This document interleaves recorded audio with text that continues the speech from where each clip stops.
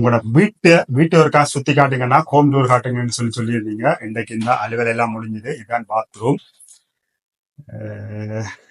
Bathroom வந்து நல்ல ஒரு பெரிய பாத்ரூம் உண்டு.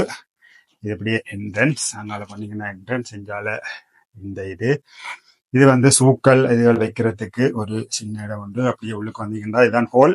இதுல டிவி வைக்கிறாங்க. அதுல சாப்பாட்டு மேசை, இதுல சோஃபா இருக்கிறது. இது வந்தீங்கன்னா இது கிச்சனும் வந்து ஒரு சின்ன கிச்சன் தான்.